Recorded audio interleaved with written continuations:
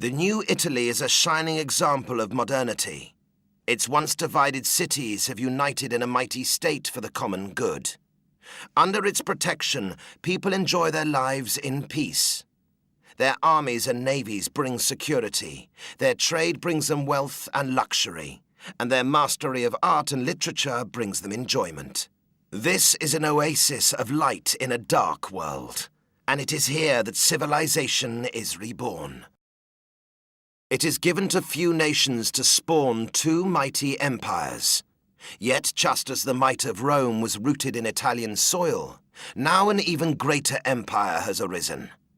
Masters of the military and political arts, the princes of Italy, once petty tyrants ruling squabbling cities, became masters of the known world.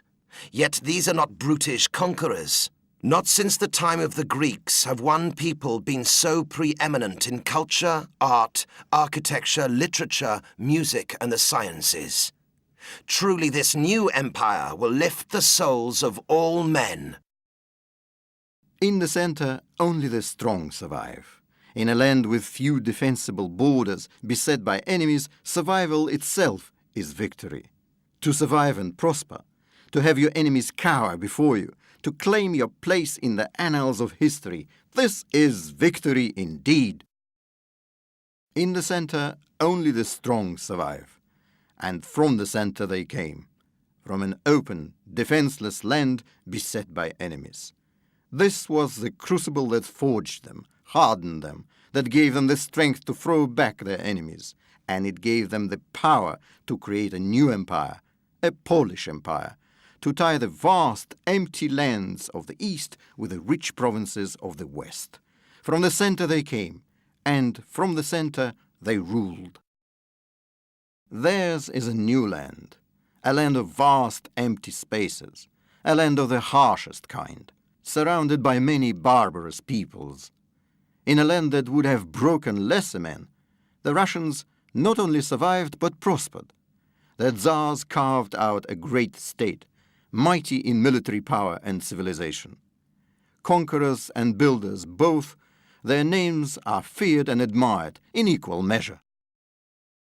At the crossroads between Europe and Asia, beset by bitter enemies and by a climate more bitter still, this was an unlikely land for the birthplace of a great nation. And yet, here it was born. This was the genius of the Russian people, their triumph. To overcome great obstacles, endure great hardships, to build a state of imperial greatness that bestrides Europe and Asia like a colossus, to grind enemies into the dust, to transcend the glory of the greatest of ancient empires. The Tsar is great. Long may he rule. From the heart of Sicily, our warriors set forth with a great mission, the conquest of all the lands of Europe. That they failed is of no consequence, for in their failure was glory, triumph, victory, and honor beyond any Sicilian's dreams. The few lands of Europe that lie beyond our borders are of little importance, for Sicily lives, Sicily rules. The island of Sicily has long been a fortress against the world. And from this fortress, our soldiers have brought Sicilian justice, Sicilian honor, and Sicilian mercy to all of Europe. From the far north to the deserts, all now bend the knee to the throne in Palermo. All pay homage to the mightiest king in Christendom, and bring the spoils of empire to Sicily, for the amusement of its princes. In the land between Europe and Africa, between the calmness of the Middle Sea and the stormy ocean, was founded the Kingdom of Spain. Reclaiming their land from the infidel invaders, they forged a strong kingdom that never again would be overrun. Steadfast in religion, humble before God, they could be proud before lesser men. Their great ships voyaged far, seeking out new lands and trade, such that the wealth of the King of Spain became rightly legendary. They set out to reclaim their homeland and ended up claiming the whole world.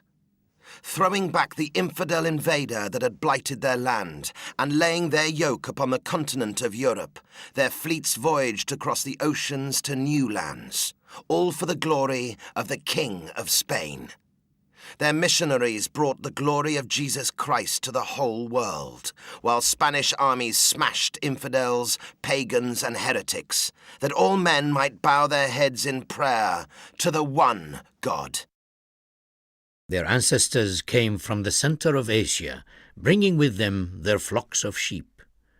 With their nomadic ferocity, they quickly overran the settled peoples in the lands they now own.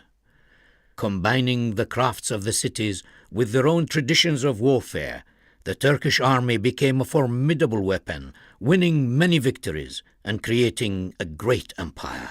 The Sultan's rule now extends over many lands and spreads the glory of the religion of Islam throughout them. Born in the saddle were their ancestors, born to endure, born to range forever across the land, but born also to take and use the wisdom and knowledge of those they had conquered. From this tribe, the sultans of the Turks forged a formidable weapon. Combining the arts of the cities and the ferocity of the nomad, they created a perfect army. An army that would overcome any obstacle, an army that would vanquish any foe, an army that would conquer an empire. And so it is that when the Sultan lifts up his hand, all men tremble. On the western fringes of Africa and Europe, the Khalifa rules over a pleasant and bountiful kingdom. Their citizens excel at the arts and sciences. Its scholars keep great libraries. Its architects raise great palaces and create pleasant gardens. The leaders of the kingdom follow the teachings of Islam, revealed through the Quran and the Sunnah, as do many of their people. Even the barbarous Christians of the north cannot but be awed by the wealth and grandeur of this land. On the western fringes of Islam, a mighty empire was born. Its armies swept across the world, taking many lands. Yet greatness is measured in more than just armies and wealth. In an age of fear and bigotry, the new rulers brought a spirit of tolerance, extending to each man the freedom to worship as he will, asking in return only obedience to God. All tremble before the power of the Khalifa's armies, yet they also marvel at the glories of his realm, its architecture, gardens, and above all, its science and learning. The Khalifa has brought a taste of paradise to those on earth. Only the blessings of God and his Catholic Church could have brought such power to Aragon. For much of Europe now bends the knee to the Aragonese throne, and the lands beyond our borders, they are worthless, the pigsties of bandits and heretics, yet to feel the just and Catholic power of Aragon. Truly this is a day for celebration. The Catholic might of Aragon has triumphed. From our heartland in Spain we have crushed our Moorish enemies, and now all Christians bend the knee to the throne of Aragon. This surely is proof that God's blessing is upon us, that Aragon was destined to rule Europe and the lands beyond. Just as with their forefathers in Rome, the power and glory of the emperors of Byzantium shines forth like a beacon. Some lands are directly under their sway. In others, their name is whispered with awe. For more than 1,000 years since Rome was lost to the barbarians, the city of Constantine and its empire has stood as an island of civilization in a cruel and barbarous world. Long may it endure. Constantinople, the eternal, the unchanging, the center of the world. City that was born of Rome, surpassing even that ancient glory. For 2,000 years, the heirs of the Caesars have ruled from their capital on the Bosphorus. There were dark days of danger and despair. Many lands were overrun by foes, but in the end, the triumph was theirs. An empire that was lost has been regained. A flame that had died has been rekindled. A glory, once tarnished, has been reborn.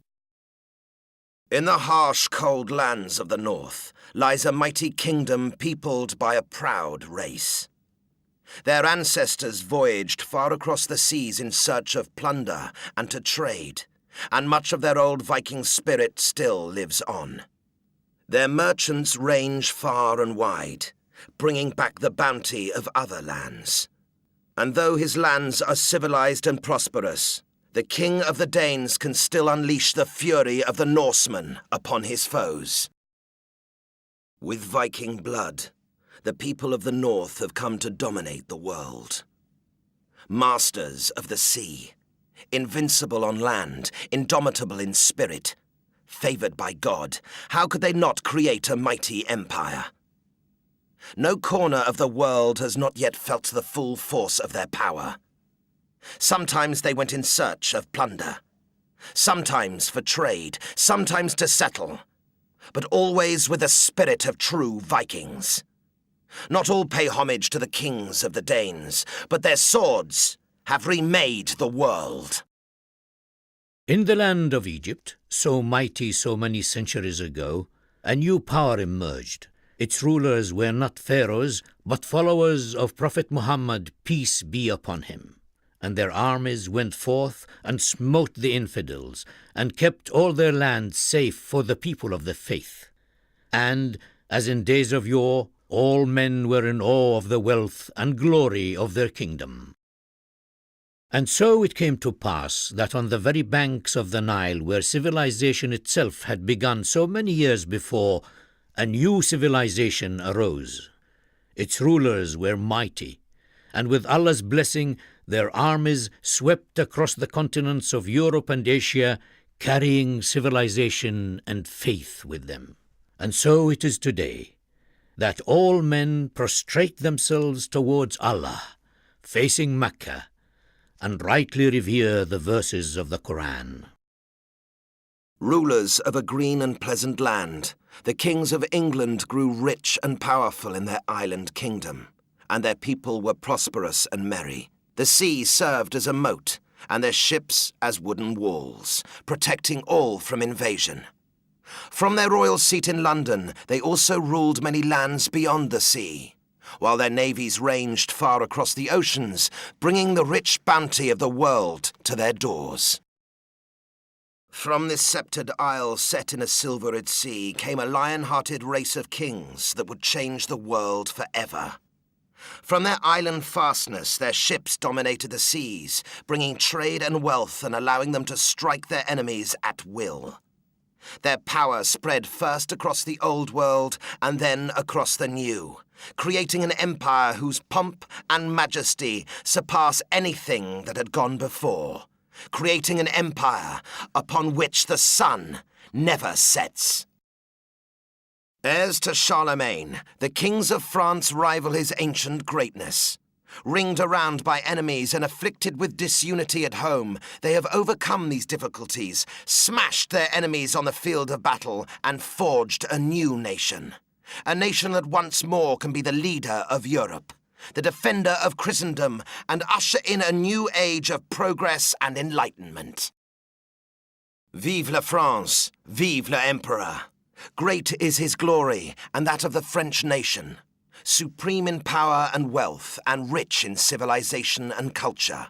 Its armies have ranged across the continent and beyond, taking possession of men's bodies, while its civilization conquers men's hearts. Not even the ancients could match the splendor of the French nation. Long may it endure. Vive la France! Claiming the heritage of Charlemagne, and claiming the heritage of Rome, the Holy Roman Empire dominates Central Europe, and its power is felt in many lands beyond. Ruling a land of petty princes and prosperous cities, the Kaiser defends the lands of his empire against the heathen and heretic alike. His power cows the infidel, and no jealous Christian princes dare to challenge him. Hail to the new Caesar! 1,000 years ago, the tribes of Germany fell upon the Roman Empire and brought it low, plunging the world into darkness. Now they have built that empire anew, twice as glorious as before. Elected by his lesser princes, the Kaiser holds the fate of Europe in his hands. Providing peace and security throughout his mighty realm, he defends Christendom from the heathens beyond his borders. Truly does he deserve the title of the Holy Roman Emperor. Surrounded by foes, beset on all sides by the powerful and the treacherous, Hungary has had a hard road to follow. The end of the road has been reached, but not without failures. Few enemies are left to the Hungarian people, but those few are enough to deny outright victory. It is perhaps glory enough to achieve the near impossible, but how much more glorious would it have been to conquer the whole world? Hungary, a land beset in all sides by enemies. Its people are ancient, skilled in war, and merciless to their enemies. With few friends and many rivals, Hungary has clawed a path to greatness against such odds, a path littered with perils. The story is a tapestry of tales, richly studded with victories and glories, stained with treachery and blood. But it is a tale that has a triumphant ending. Hungary has no foes, for all the world is now hers. God, it is said, intended Ireland to be the new Garden of Eden, for no snakes are to be found there. If only the same could be true of the enemies to the Irish people in these islands. True, we have done much to crush our foes, drive off the pagans, and take these lands. But there are still foes to be found here. Our victories are great, but not absolute. It is said that God intended Ireland to be the new Garden of Eden, for it was here that St. Patrick killed all the snakes. Now, like Patrick, we have driven out all the viperous enemies from these islands. We permit no foe to lurk poisonously where we have conquered, nurturing their jealousy of our greatness. From the Atlantic to the home of the pagan Northmen, no one dares oppose our will. Our victory is complete. By the grace of God, our people have prospered. By the strength of our sword arms, we have conquered. But Mercia's triumph has not been complete. No people could have fought harder or longer, but not even God can grant total victory when a people are surrounded and beset on all sides. Our fame will last down the ages, but how much greater could it have been?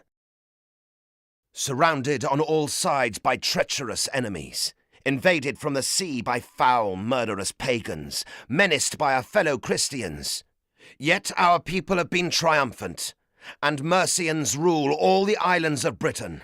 This is a victory worth having, a victory that is a sign of God's favour. With all Britain united under our banners, what greater glories await! The way from Northumbria has been long and hard, with many foes along its length. From the sea came pagan Vikings, from the south Saxons, from the north the wild men of the mountains. All have come against us, and nearly all have been driven off. That Northumbria has survived must be victory enough. That we are master of Britain, for the most part, is a triumph. But it is not a final triumph. Northumbria is a hard land, and breeds hard men for hard wars. The defence of these islands against the pagan Vikings was hard. So too was conquering the lands of the Saxons, the Picts, and all the others who once called Britain home. But now, for a time, we can put aside hard tasks and enjoy our victory.